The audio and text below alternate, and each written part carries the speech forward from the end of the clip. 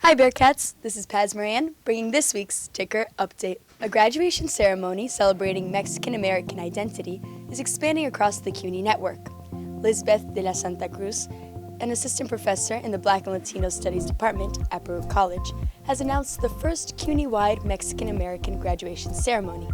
The ceremony, scheduled to take place on May 2nd at Lehman College's Performing Arts Center, builds on the smaller, Baruch-only event that occurred last year. What began as a brief event with a month of planning has now evolved into a larger initiative aimed at celebrating Mexican American identity and achievement across the entire CUNY system. The Trump administration's decision to withhold nearly $60 million in funding for the Second Avenue subway expansion is political interference that punishes innocent New Yorkers. This project has been in development since 1920 and has been set back numerous times, making the recent pushback against it unacceptable, especially when the federal government has already committed these funds and building has already been underway. At JP Morgan Chase, America's largest bank, executives recently launched a new Bossware tool to monitor the reported working hours of junior bankers. The tool, pitched to employees as a welfare check-in, compares a banker's self-reported working hours to data from JP Morgan's internal IT systems. It's designed to support transparency, well-being, and encourage open conversations about workload, the bank said in a statement, according to The Guardian. Reports from the tool include estimates about a banker's weekly digital activities, measuring calls, keystrokes, and meetings scheduled.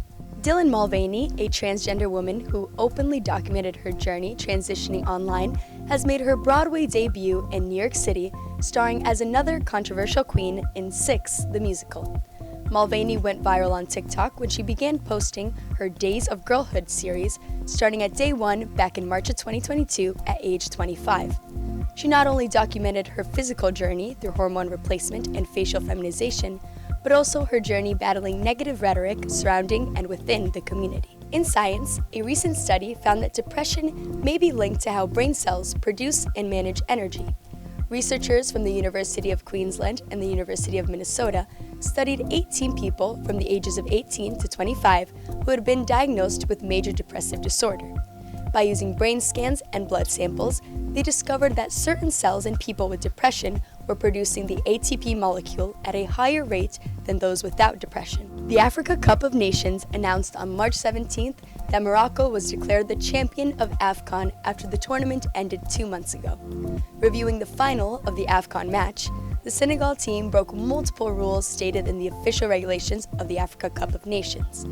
In the end, the final score was changed to a 3-0 win on all official sites.